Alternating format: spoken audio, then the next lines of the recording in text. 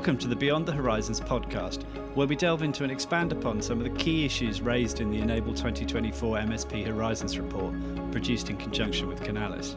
In this episode, Enable's Andrew Burton and Stefan Voss discuss the role of AI and machine learning in backup products for MSPs.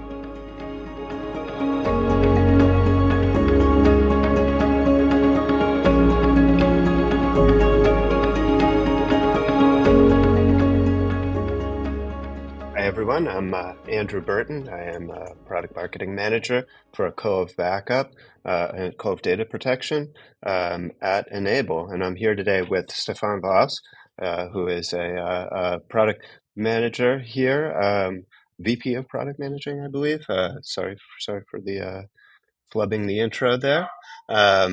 But today we're going to be talking about AI and machine learning in RMM and backup products. We saw this year in our Horizons report that this is something that many MSPs are currently interested in. Stefan, just to kick it off, that can mean a lot of things, right? What do you think MSPs are looking for when it comes to AI and ML and these kinds of tools? Yeah, sure. I mean, of course, AI is a big thing, right? Everyone's talking about it, generative AI and whatnot. And my kids, of course, using it, Chat GPT, very handy, right, for homework and all bunch of other things. So clearly, we can already appreciate and taste the power.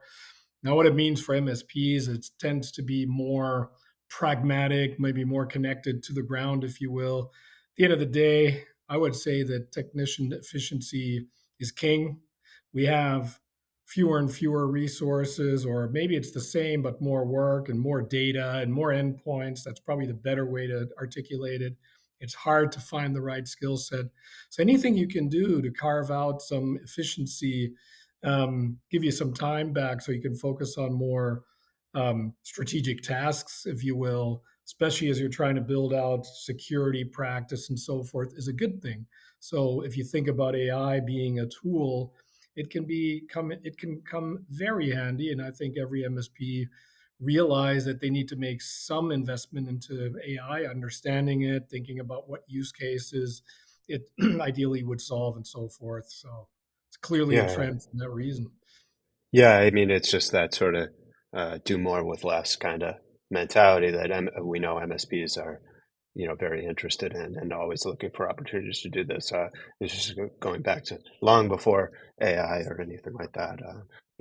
How do you take on more customers without hiring more staff? That kind of thing.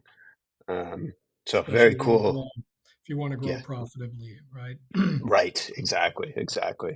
Um, we recently added some machine learning capabilities to our recovery testing capability in Cove.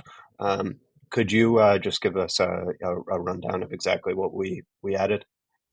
Yeah, sure. So maybe in terms of the use cases, as I alluded to, I think the obvious one that we hear about a lot is automation. Help me write these scripts, right? So that's a nice RM use case. But I think even there, technicians are spending way too much time off and just troubleshooting, finding the root cause of sorts, or even disposing a ticket in the right manner that it can be responded to more effectively, and you don't have to have a lot of manpower trying to classify what's going on. So I see those cases, whether it's sort of RMM, whether it's Cove data protection or data protection in general. So here, what you touched on is a nice example for data protection, right? It's just another job that is our screenshot validation, because at the end of the day, for us for data protection or backup to have any meaning, it better be in a position where it can help you recover.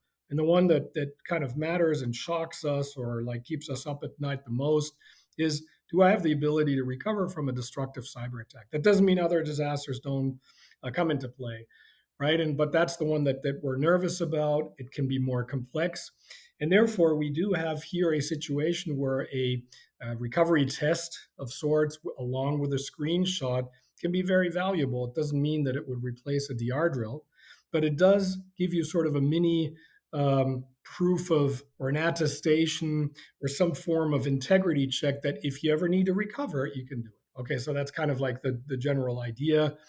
And the problem what we encountered is that it wasn't always very accurate. For example, you might have a screenshot that looks successful, but in fact, it actually didn't work. So it's a false positive, right?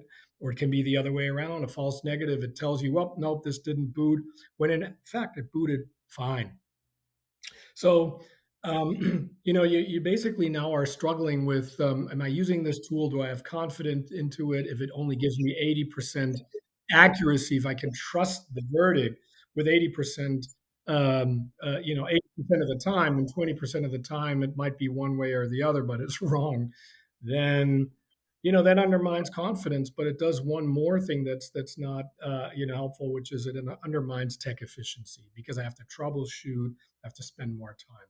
So the purpose of using AI for this specific use case is to increase the accuracy of those tests and really get it into the sort of the 99%.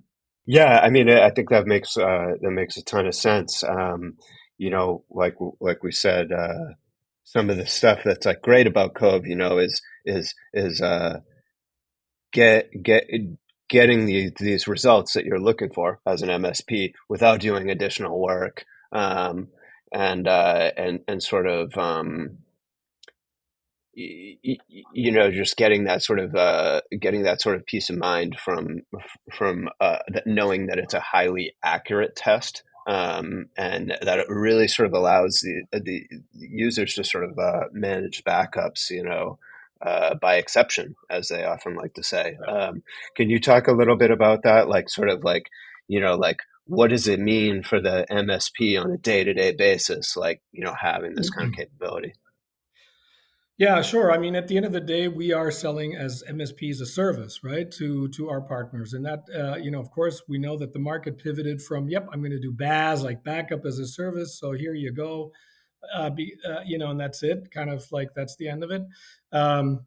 Customers, meaning the end customers, the MSPs customers are aware that we want that confidence that you as my MSP can actually recover me in case of a cyber attack and so forth. Just because the threat landscape is so daunting. So I'm willing to pay a premium, but oftentimes what I want is a little bit of proof. For example, like maybe show me that you can recover. Let's do a test. Give me a report of sorts. And so I think this automated boot detection or this recovery test can go a long way of being a piece. It's not the end all be all, but it can be a nice little piece that you can use to kind of give me a report. Yep, we did the recovery test. Everything checked out fine. And if you put yourself in the position that this is now the service that I'm offering, but let's say 20% of the time I'm actually ruling out whether I'm dealing with a false positive or false negative, can be super annoying. Now I'm like just upping my labor cost.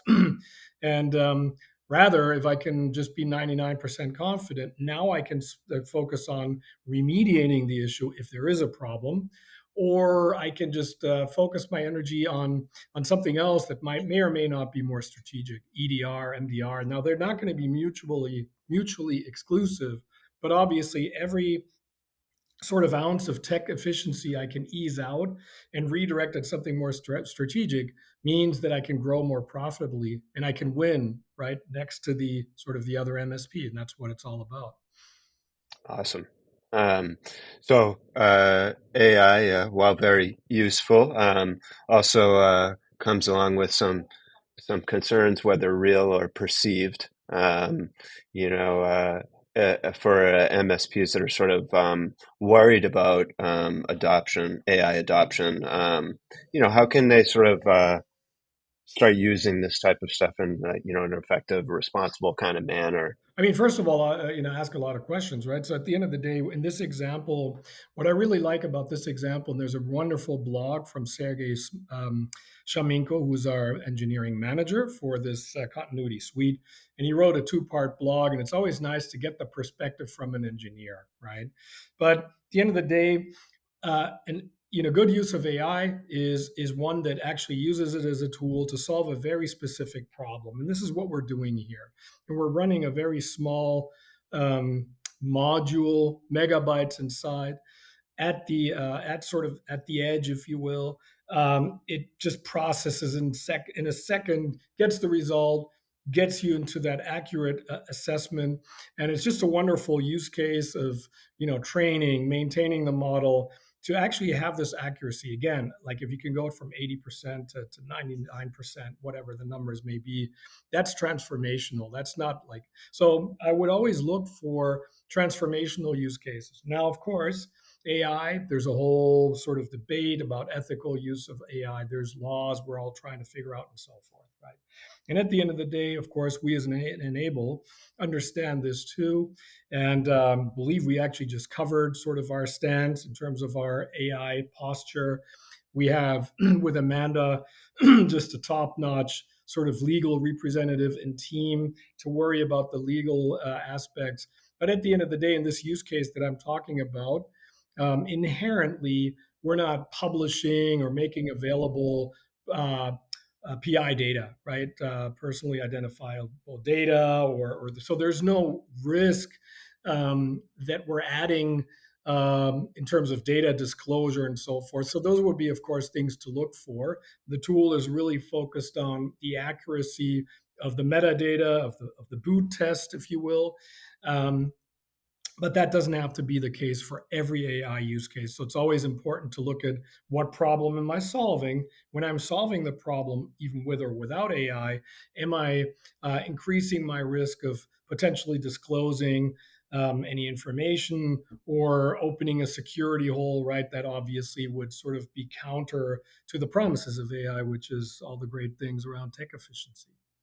Yeah, I mean, of course, partially, we're going to say this because we are a responsible vendor, but it is sort of about, partnering with the right vendors, making sure, doing your due diligence to make sure that they're, creating these tools in a responsible manner. And like you said, so just an important takeaway for anyone who is concerned, like many things, it, picking the right partner is important.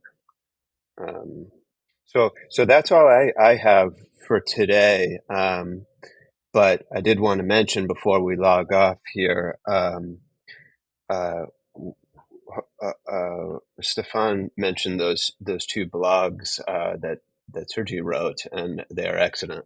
We'll provide links to those in the description here, and we also have an excellent blog from an Enable employee named Nicole Renicky, sort of about some of um, the legal and compliance type issues that Stefan mentioned associated with AI, and so she has some very very good takeaways there. So we'll include that as well. So that's it for today. Thanks for listening.